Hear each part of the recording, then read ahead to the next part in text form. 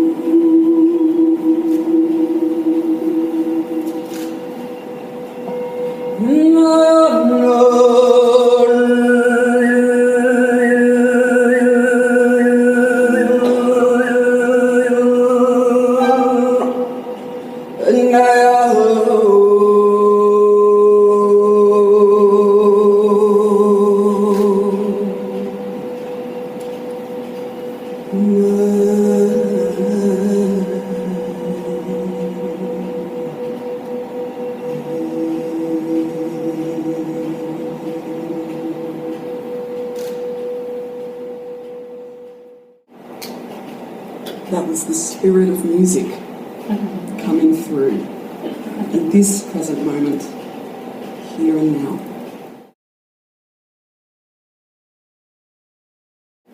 It is a privilege and an honour to be here today.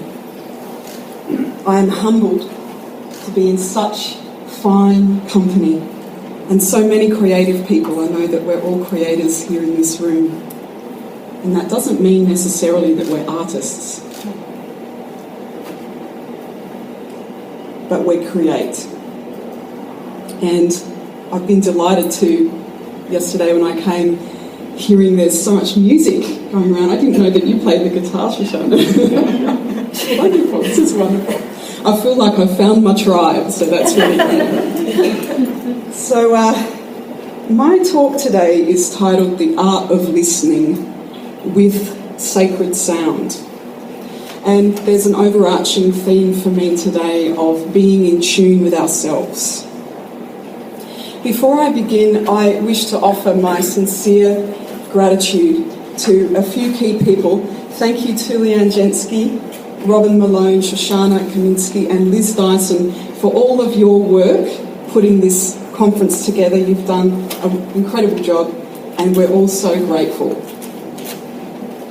Thank you to my colleagues and friends in both the arts and health and the spiritual care programs, including another special mention to you, Jensky, because you've been a key source of inspiration for me in my life.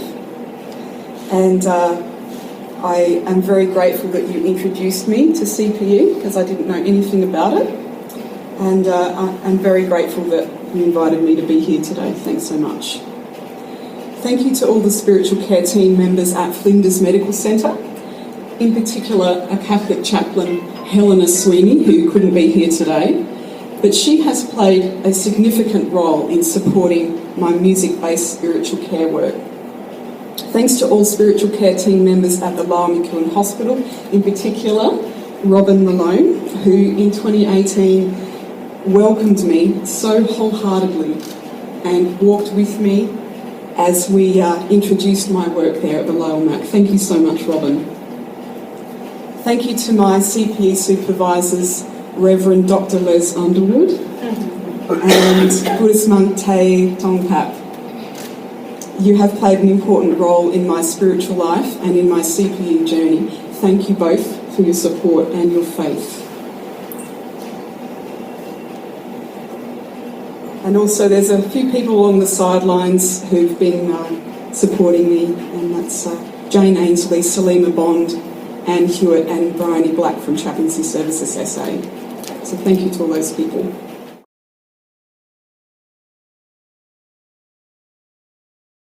So as most of you here today, you won't know me, and I thought I'd start today by explaining a bit of a background about me, but in particular from the perspective of being in tune.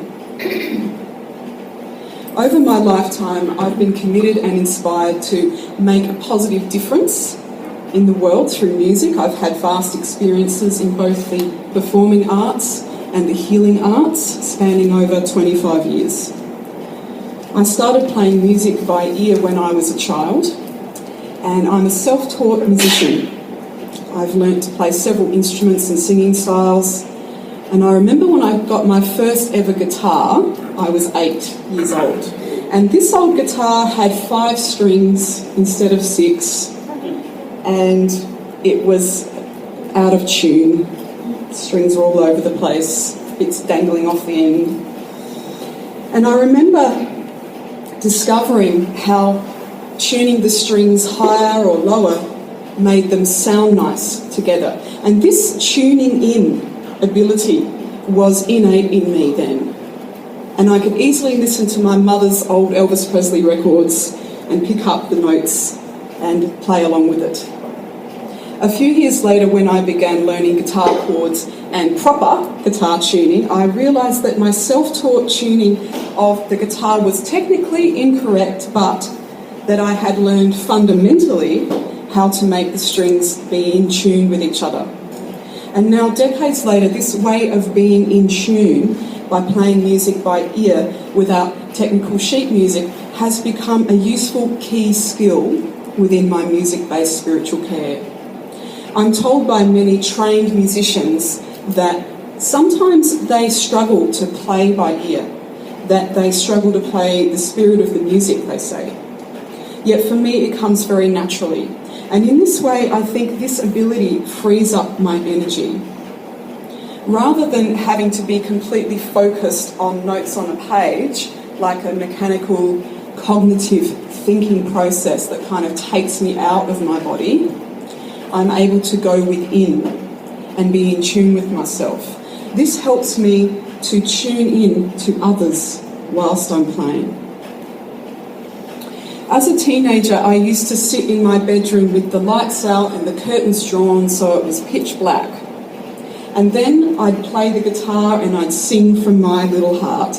I felt the music so much more this way with it, with my eyes not being distracted by sight.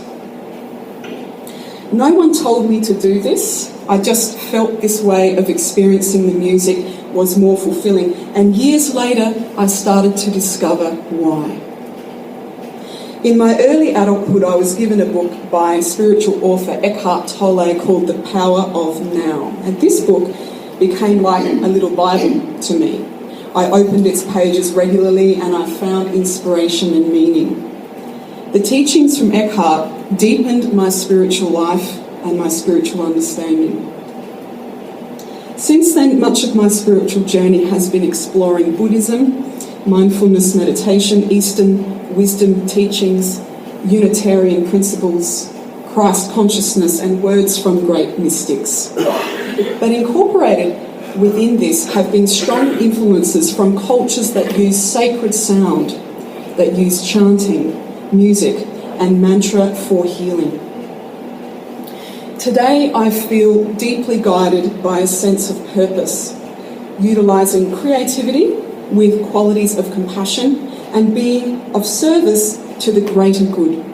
I feel that this service is in co-creation with that which I can comfortably relate to now as the divine, God, source energy, universal mind, spirit, Christ consciousness.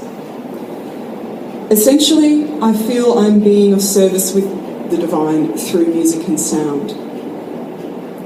In my late 20s, I became very ill and I pushed through to complete an important music tour.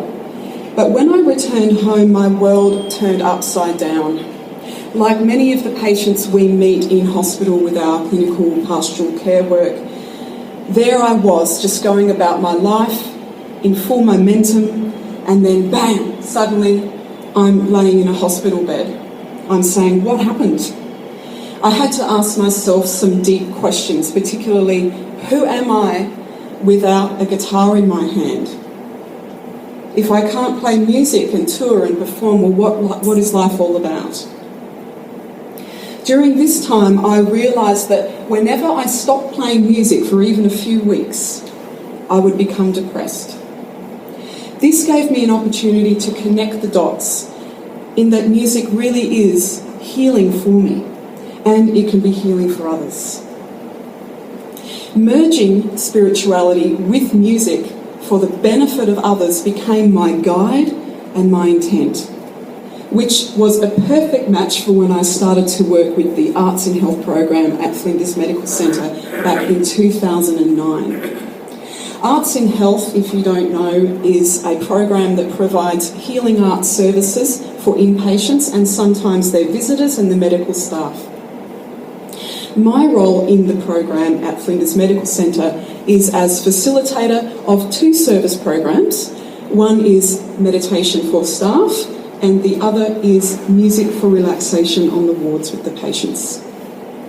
My gentle nature, coupled with being able to play improvised music by ear and adapt to the environment, were important qualities in working with arts and health. As I mentioned earlier, I was introduced to CPE by FMC chaplain Reverend Leanne Jensky, who saw my work there and how I merged music with spirituality. She recognised that I had a natural affiliation with pastoral care. With Jensky as my mentor, I went on to formally study CPE in 2017 with supervisors Tay Thong Pap and Les Underwood. I was amazed and excited that this new door had opened for me, and I'm grateful that my supervisors believed in me and my musical way of spiritually caring for others. They saw my value and always encouraged me. Their support has been crucial, and without it, I wouldn't be standing here today at this conference. The rest of my sharing today will mainly be based on my experiences from working at FMC over the past 10 years. And this leads me to talk about the universality of spirituality and music. Spirituality is universal and so is music. Music and sacred sound in spiritual care is a medium that carries something holy within its core. Something that people the world over, regardless of gender, culture, race, religion or age, can engage with. And music in spiritual care is not about performance. It's not about wild applause. And it's not about bashing out your favourite hits like in a karaoke bar. Rather, music in spiritual care is about offering a doorway for the recipient to enter the room of heaven, the room of stillness, quietness, the room of their sacred heart, the room where divine love is to be found.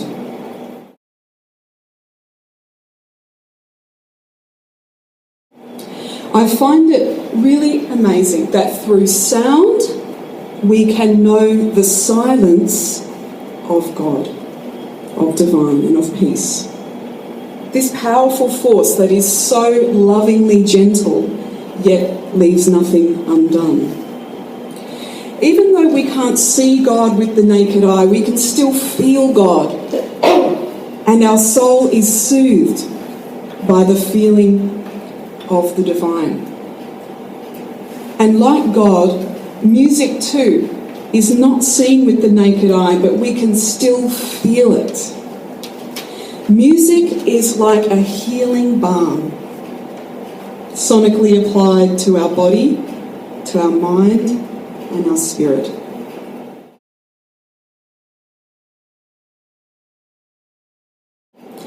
Over the years, countless patients have affirmed this healing balm analogy to me. They have felt the soothing sounds inside of them.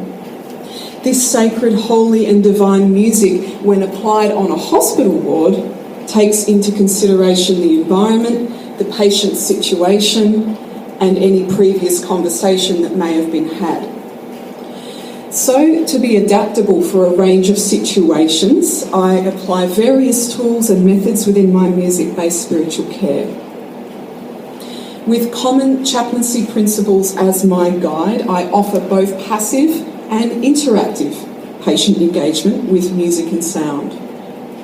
I incorporate easily identifiable instruments like guitar, bamboo flute, and reverie harp. I also incorporate sound healing instruments like Tibetan singing bowls, the one that I played earlier, and cosmic tone drums. And what's funny is the easily identifiable instruments like the harp and the guitar, people go, oh cool, you can recognise that's music, she's a musician.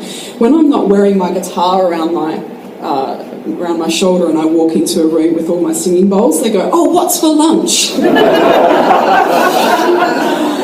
It's so funny. What are you cooking up today? I'm cooking up some music.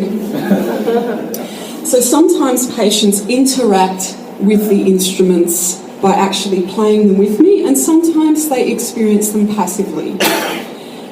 A songbook which I've collated consists of a few well-known classics that can have spiritual meaning, like Morning Has Broken by Cat Stevens or Let It Be by the Beatles.